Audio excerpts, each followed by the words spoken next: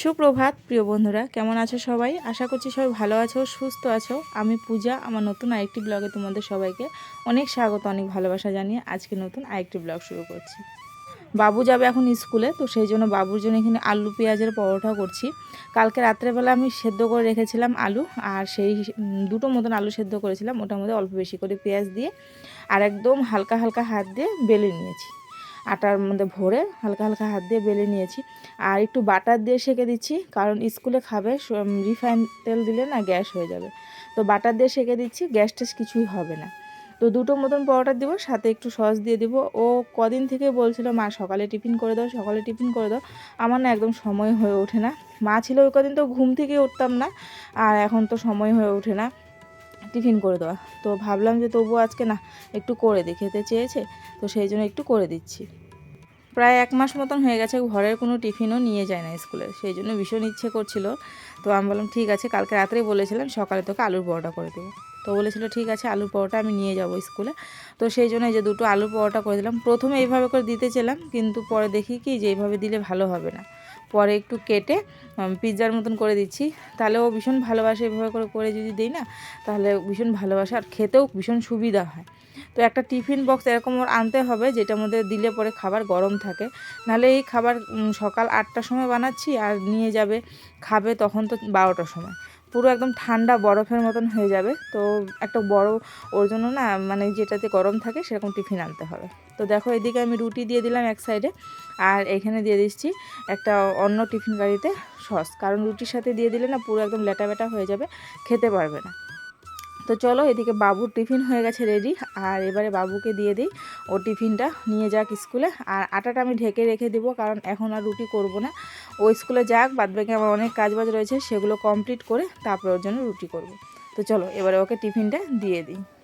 বাবু স্কুলে গেছে প্রায় অনেকক্ষণ। স্কুলে যাওয়ার পর আমি টুকিটাকে অনেক কাজবাজ করে এই যে বাসনগুলো ধুয়ে ধুয়ে নিয়ে আসছি। এবার অনেকগুলো বাসন জমে গেছিলো আজকে, কালকে পিঠে খাওয়া হয়েছিল, সেই পিঠে খাওয়ার জন্য আজকে অনেক বাসন জমে গেছিলো। তো সেই সব বাসনগুলো এই যে কলের পাড়ে ধুয়ে ধুয়ে নিয়ে আসলাম।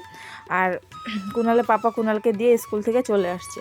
তো আমি না রুটি টুটি সব করে নিয়েছি, ও যখন স্কুলে গেল তারপরে পরে ঘরের টুকটাক কাজ করে তারপর আমি রুটি করে নিয়েছিলাম। মানে মামাম ঘুমিয়ে রয়েছে, ও ঘুমানো অবস্থায় যতটুকু যেভাবে করতে পারি ওইভাবে করে নিই।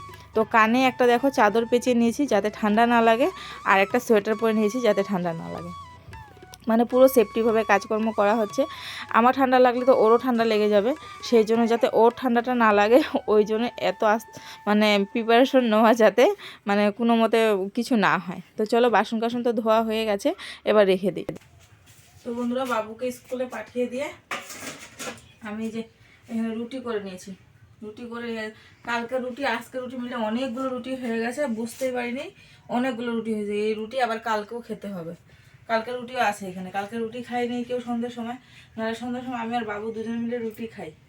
তো কালকে রুটি খাওয়া হয়নি, এই রুটিগুলো রয়েছে। এবার বাসন কাসন সব এনে গুছিয়ে গুছিয়ে রাখছি। আর এগুলো এখন আর নিয়ে গেলাম না এগুলোর মধ্যে, কারণ চাল ডাল এগুলো ধুয়ে ধুয়ে জল ফেলবো, পরে নিয়ে যাব। সমস্ত কাজ হয়ে গেছে, ঘরের রান্নাঘর পরিষ্কার করা, মোছা গোছা সব হয়ে গেছে। এবার হলো বাসনগুলো এনে এনে গুছিয়ে গোছিয়ে রাখবো, তারপরে আমি স্নান করবো। স্নান করে আগে বিছানাপত্র গোছাস করবো, ঘরটা গোছাবো, তারপরে স্নান করবো। স্নান করে তারপর কোনো বাবাকে খেতে দেবো। এখনও বেশি বেলা হয়নি, 10টা বাজে নাকি গো? হ্যাঁ, 10টা বাজে, 9:30 10টা বাজে। তাহলে তো স্নানও করতে পারবো না, আগে তোমার খেতে দিতে লাগবো। বিছানাটা উঠে তোমার খেতে দিয়ে দিই। তো বিছানা উঠে ওকে খেতে দিয়ে দিই, ও ব্রাশ করছে, ও খেয়ে নে, খেয়ে ও চলে যাক কাজে, তারপরে আমি স্নান করবো। তো চলো পরে দেখা হচ্ছে।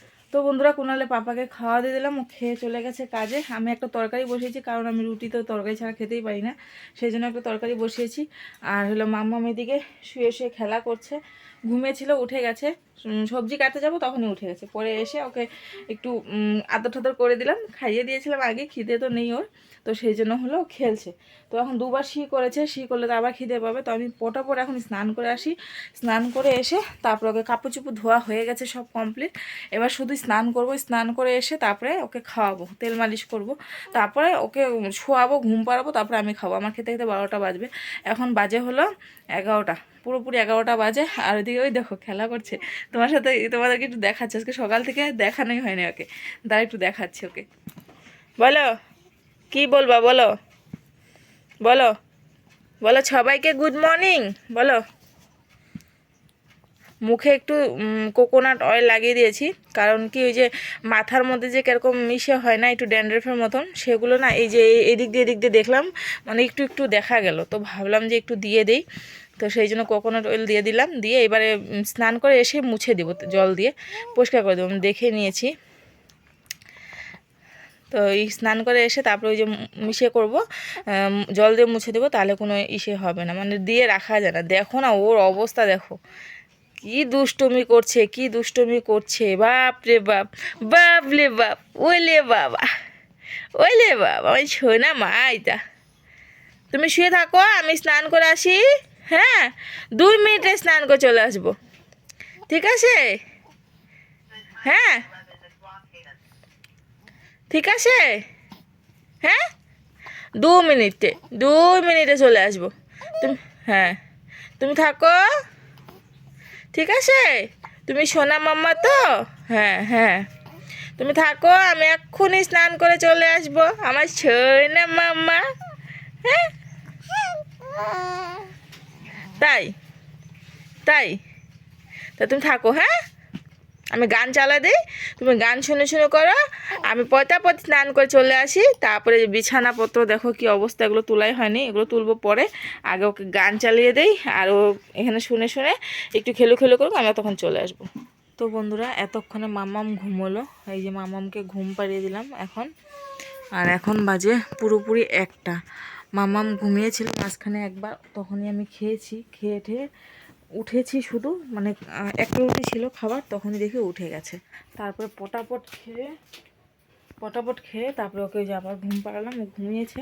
মাথা মুথা পুরো পাগলের মতন হয়ে আছে আমার বাবা, একে নাকে মুখে অবস্থা ভীষণ খারাপ। মা যাওয়ার পর না আমার অবস্থা ভীষণ খারাপ হয়েছে। আর এদিকে এক ফাঁকে ডালও বসিয়ে দিয়ে গেছিলাম, কোয়াশ দিয়ে ডাল সেদ্ধ বসিয়ে দিয়ে গেছি, ডালও হয়ে আসছে। এবার ডালটাকে কাটা দিয়ে নামাবো, আর ভাতটা চাপিয়ে দিয়ে বাঁধাকপি কাটবো।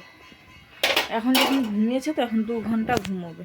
2 ঘন্টা আমার হাতে টাইম, রান্না করা, গ্যাস মোছা, বাসন মাজা, রান্নাঘর ঝাড় দেওয়া, দুঘর ঝাড় দেওয়া, কাপড় চোপড় তোলা, সমস্ত কাম। আমি কোনো রকম ভিডিও শ্যুট করতে পারছি না। যখনই ভাবি যে ভিডিও একটু শ্যুট করব, তখন আগে ভাবি কি কাজগুলো করে নিই কি, কাজগুলো করে নিই। কাজ করে নিলে তোমাদেরকে কি দেখাবো, আর খালি আমার বকবক বকবক, তো তোমাদের সারাদিনের বকবক বকবক করে দেখাবো বলো। তো সেই জন্য না ভাবি কি একটু কাজ দেখাবো, ওই যে যেহেতু ব্লগিং চ্যানেল, আমার ডেইলি ব্লগ, ডেইলি লাইফস্টাইল, আমি কি কাজ করছি কি না করছি সব কিছু তোমাদের সাথে শেয়ার করবো এটা বোধহয়। কিন্তু মামামের জন্য কোনো কিছু করে উঠতে পারছি না, তবুও তো যতটুকু পারছি তোমাদের সাথে শেয়ার করার চেষ্টা করছি, যতটুকু পারি। তো চলো এখন আমি রান্নাটা সেরে নিই ঝটপট করে, রান্নাটা তোমাদের সাথে শেয়ার করবো টুকটুক করে। তো চলো এখন আমি রান্নাটা সেরে নিই। ডাল হয়ে গেছে, ডালটাকে কাটা দিয়ে নামিয়ে নিই। ভাতের আগে চাল ঠাল ধুয়ে নিই, তারপরে ডাল নামাবো।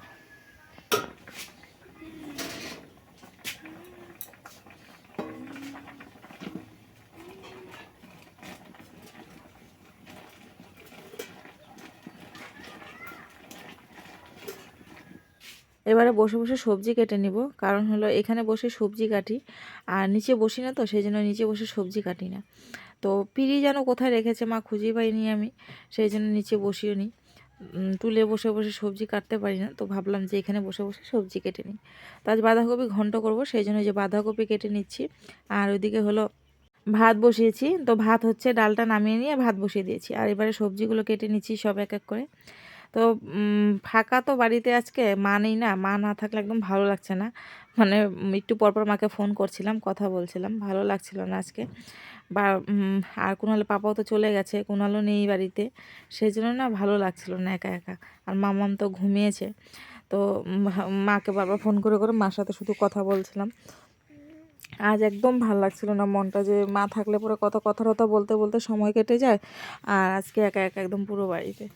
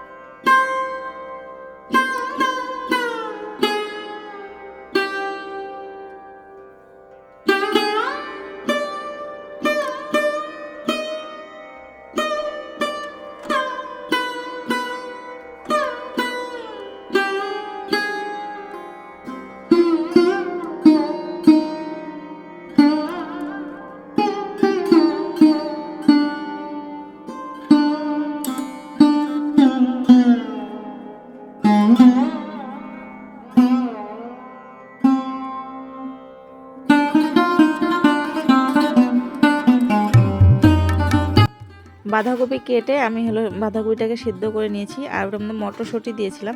তো এবার বাঁধাকপিটা রান্না করব, আর বাঁধাকপি দিয়ে আজকে ঘন্ট করব বললামই তোমাদের। তো মটরশুঁটি দিয়ে আলু দিয়ে ঘন্ট করব। এটার মধ্যে টমেটো দিলে কিন্তু ভীষণ ভালো লাগে খেতে। তো যেহেতু টমেটো দেবো না, আর টমেটো দিলে পরে তো খাবেই না, আমি খেতে পারবো না। আর বাঁধাকপি কি বলতে কুনাল পাপা অল্প খেলে খাবে, আর বাবু যদি আমি খাইয়ে দিই তাহলে খাবে, নাহলে কিন্তু আমাদের ঘরে বাঁধাকপি কেউ খায় না। ওই আমি যা খাই আর মা থাকলে মা খায়। তো এদিকে দেখো কড়াইয়ের মধ্যে আমি গোটা জিরে আর একটু গরম মশলা ফোড়নে দিয়েছি, দিয়ে আলুগুলো ভালো করে ভেজে নিচ্ছি। বাঁধাকপির আলুগুলো আগে ভেজে নেব ভালো করে, তারপরে এটার মধ্যে নুন হলুদ দিয়ে একটু ভালো করে কষাবো, আর একটু জিরে লঙ্কা বাটা দিব, তাহলে খেতে কিন্তু আরও দারুণ টেস্ট লাগবে। তো এই যে নুন দিয়ে দিলাম, আর এবারে হলুদ গুঁড়ো দিয়ে দিব। এই শীতকালে কিন্তু বাঁধাকপি ঘন্ট মাছের মুড়ো দিয়ে আর এইভাবে নিরামিষ করে রান্না করলে ভালো লাগে। এই একটু গরম মশলা দিয়ে রান্না করলে কিন্তু আরও বেশি ভালো লাগে খেতে।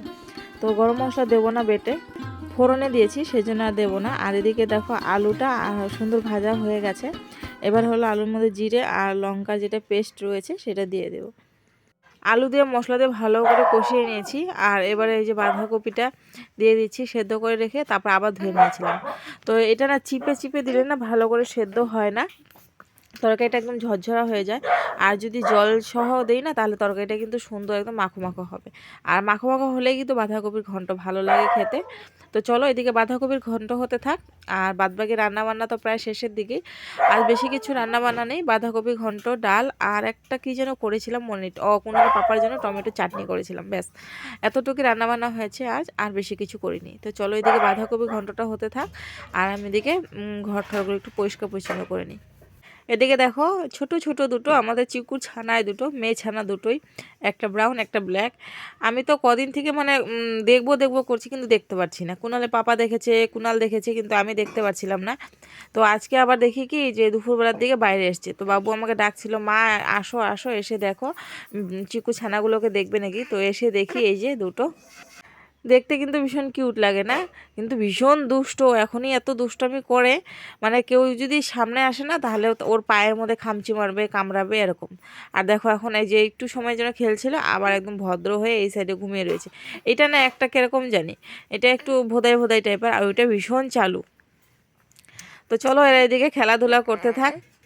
এদের মা তো নেই, কোথায় যেন গেছে, ওর মা ওকে ছেড়ে ঘুরতে থাকে। আগেরগুলোকে এইভাবে ছেড়ে ছেড়ে ঘুরতে থাকতো, এগুলোকেও। তো এগুলো না ঘুমায় দিদার বাড়ি ওইখানটাতে।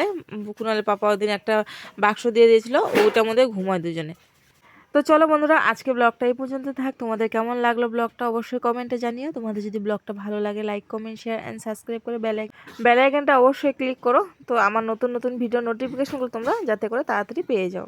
তো চলো বন্ধুরা, আজকের জন্য এখানে টাটা বাই বাই। সবাইকে কি আবল তাবল বলছি আমি নিজেও জানি না, ব্লগিং এডিটিং করা ভীষণ টাফ হয়ে গেছে। তো টাটা বাই বাই সবাইকে।